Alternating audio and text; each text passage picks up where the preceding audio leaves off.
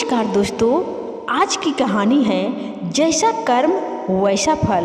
यह कहानी बहुत ही प्रेरक और ज्ञानवर्धक है। इस कहानी को पूरे अंत तक एक बार अवश्य सुनिएगा। तो चलिए दोस्तों, इस कहानी को शुरू करते हैं। प्राचीन समय की बात है। किसी गांव में एक राजा का राज दरबार लगा था। कुछ देर बाद दरबार में वहां के मंत्री और राजकुमार को अचानक यह खबर मिलती है कि उनकी राजा की युद्ध में जीत होने पर ही मौत हो गई। सभी दरबारी हैरान थे। उनका राजा तो बड़ा बहादुर था, युद्ध में विजय प्राप्त करते ही कैसे मर गया। उनको अब यह बात की चिंता होने लगी कि राजकुमार तो अभी सिर्फ 5 वर्ष का ही है। राजा किसको घोषित करे। सभी दरबारियों और प्रजा से राय लेकर बड़े मंत्री ने यह ऐलान किया कि जब तक राजकुमार बड़ा नहीं हो जाता तब तक राजा का छोटा भाई राजगद्दी पर बैठेगा। सभी की राय से राजमहल में जश्न की तैयारियां शुरू हो गई और धूमधाम से राजा चुना गया और छोटे राजकुमार को शिक्षा के लिए ऋषियों के पास आश्रम में भेज दिया गया। लगभग 9 वर्ष के बाद राजा के भाई की बुढ़ापे से मौत हो गई। अब फिर से राज्य में राजा की आवश्यकता थी। राजकुमार को साधुओं से अनुमति लेकर बड़े मंत्री राज दरबार में लेकर आए और उन्हें उनका हक दिया, यानी कि उनके स्वर्गीय पिता का स्थान दिया, यानी कि राजकुमार को राज्य का राजा बना दिया गया। राजकुमार साधुओं के ज्ञान प्राप्त करके अब ज्ञानी बन चुके थे कि कौन अच्छा है और कौन बुरा। राजा अपने राज्य को बहुत अच्छे तरीके से संभालने लगे। राजा सबको एक नजरिए से देखते थे। राजा का कोई भी दुश्मन न था। कई दूसरे रियासतों के राजा उसके मित्र बन गए। वह भेष बदलकर अपनी प्रजा की दिक्कतों को निपटाने के लिए निकलते थे। उसके राज्य की जनता बड़ी खुशहाल थी।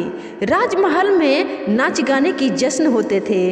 राजा को धीरे धीरे एहसास होने लगा कि ना जाने मैं पिछले जन्म में कौन सा ऐसा पुण्य किया है जिसके फलस्वरूप मुझे आज इतनी खुशियाँ मिल रही है, क्योंकि इस जन्म में मैंने ऐसा कोई कार्य नहीं किया कि जिससे मुझे इतनी खुशियाँ मिले।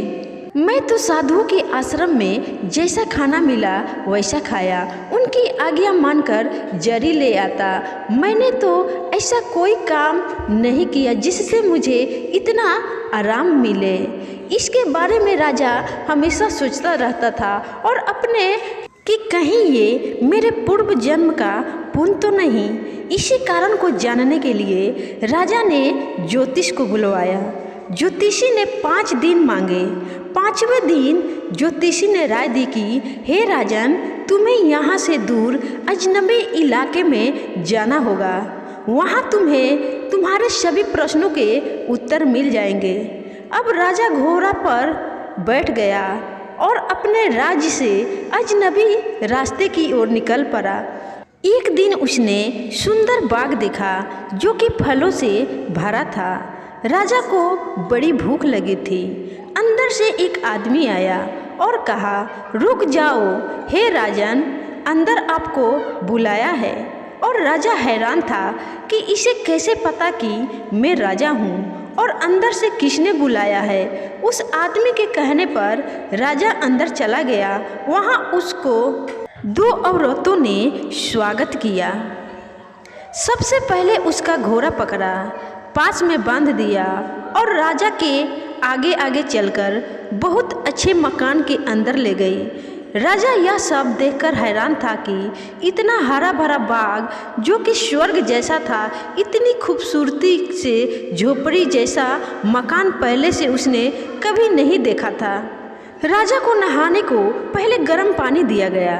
फिर खाना खाने के बाद औरतों ने ये बोल दिया कि हे राजन, पहले अपनी थकावट उतार लो, सुबह तुम्हारे प्रश्नों का उत्तर मिल जाएगा। सुबह हुई तो वह उठा, खिड़की के पास जाकर सोचने लगा कि इनको कैसे पता है कि मैं राजा हूँ और कैसे पता है कि मैं प्रश्नों का हल निकालने आया हूँ। राजा को सुबह का खाना दिया गया और औरतों ने बोला, यहाँ से 20 किलोमीटर की दूरी पर एक काले रंग की औरत इसी सड़क के किनारे झोपड़ी बनाकर अकेले रहती है। जब तुम वहाँ से गुजरोगे तो तेरे को वह पहचान लेगी, तेरे को आवाज़ देकर कहेगी, तेरे को खाना देगी, जो लोगों के घरों में मजदूरी करके लाती थी। राजा उनकी बातें सुनते ही विदाई लेकर अपने घोड़े के साथ आगे बढ़ता है। थोड़ी देर के बाद राजा के साथ ऐसा ही होता है जैसा वो औरतों ने कहा था। अब दोपहर का वक्त हो चुका था। उसको एक बूढ़ी औरत ने आवाज़ दी और कहा, हे राजन, रुक जाओ। राजा ने देखा तो ठीक काले रंग की औरत थी। राजा उसको देखने लगा और घोड़ा बांधने लगा। वह औरत के साथ चल देता है और राजा को वह औरत खाने को देती है और कहती है, जिस बात का उत्तर तू जानने आया है, 20 किलोमीटर की दूरी पर राजा की एक रियासत है। उस राज्य के लोग बहुत खुश रहते हैं और उनका आशीर्वाद उस राज्य के राजा को बहुत मिलता है। जब तू वहाँ जाएगा, राजा खुद लेने तुझे आएगा और रात भर पास रखेगा। तुम्हें वहाँ से प्रश्नों का उत्तर मिल जाएगा। अब राजा चलते चलते और दुविधा में फंस चुका था कि जो भी मुझे मिल रहा है मेरे सवालों का जवाब नहीं दे रहा है और मुझे आगे से आगे भेजते जा रहा है। कभी मैं सोचता हूँ कि मैं यहाँ आया क्यों हूँ, कभी सोचता हूँ कि मेरे प्रश्नों का हल कभी न कभी मिल ही जाएगा। ये सब सोचते सोचते राजा अगले राज्य में पहुंच जाता है। वह औरत का जो कहना था बिल्कुल उसी तरह राजा अपने 2 सिपाहियों के साथ दरवाजे पर खड़ा राजा का इंतजार कर रहा था। राजा उस राज्य के राजा के पास जाकर घोड़े से उतरा। राजा के उतरते ही एक सिपाही ने घोड़ा पकड़ा। वह घोड़े को लेकर तबेले की ओर चल पड़ा और राजा ने राजा का हाथ पकड़कर महल में ले गया। वहाँ का राजा उस राजा को देखकर बहुत प्रसन्न था। उसे महल में घुमाया, फिर दोनों ने खाना खाया और दोनों खाना खाने के बाद सोने के लिए कमरे में गए। जाते हुए राजा ने उस राज्य के राजा से पूछा कि हे राजन, क्या पूर्व जन्म में आपसे मेरा कोई लगाव था कि जो भी रास्ते में मुझे मिल रहा था वो बोल रहा था कि मेरे सवालों का जवाब आप ही के पास मिलेगा। तो उस राज्य के राजा ने आगे बढ़ते हुए बोला कि हाँ भाई, मुझे पता है, मैं एक लकड़हारा था। तेरे को ये भी पता होगा कि कितने भाई बहन थे। राजा ने कहा, हाँ, हम 2 भाई और हमारी एक बहन थी और हमारी 2 औरतें थी। उस शहर के राजा ने आगे बढ़ते हुए कहा, तुम मेरे पिछले जन्म के भाई हो। हमारी एक बहन थी। हमारा काम लकड़ी लेकर आना और बेचना था और जो पैसा मिलता था उस पैसे से हम आटा और नमक लेकर घर आते थे। इसके अलावा हमारे पास ज़्यादा पैसा ना था। कभी कभी लकड़ी बिकती थी, कभी कभी नहीं बिकती थी। कभी कभी हमें भूखे ही सोना पड़ता था। तुम मेरे बड़े भाई थे। एक रोज़ हमारे यहाँ सेठ आया था। उनके यहाँ शादी थी और हमें कहीं से भी लकड़ियाँ लेकर आना था और उस सेठ के घर पहुंचाना था, क्योंकि उनके घर में शादी थी। और हमने ऐसा ही किया, उस सेठ के घर में लकड़ी पहुंचाकर पैसे का इंतजार करने लगे। और उनके घर शादी था, इसलिए उनके घर तरह तरह के पकवान बन रहे थे और उस पकवान के बहुत अच्छी अच्छी खुशबू आ रही थी। और वहाँ पर बैठे बहुत से लोग एक दूसरे से बात कर रहे थे कि ये कितना स्वादिष्ट पकवान होगा। हमने एक दूसरे से कहा, हमें भी मजदूरी नहीं चाहिए, हमें तो एक दिन का खाना खाने के लिए आप दे दो। सेठ ने पैसे दिए। हम पैसे लेकर खुश ना थे। तभी सेठ ने अपने नौकरों से बोलकर कहा कि इन 2 भाइयों के लिए खाना बांध दो, ये अपने घर जाकर खा लेंगे। हम घर आए और खाना बांट लिया। तभी वहाँ साधु आ गया। साधु ने कहा, भूख लगी है, कुछ खाने को मिल सकता है क्या? तभी तूने अपने हिस्से का खाना उस साधु को दे दिए, क्योंकि तुम मेरे बड़े भाई थे और सभी इंतजार करने लगे कि कहीं साधु बाबा और ना मांग ले।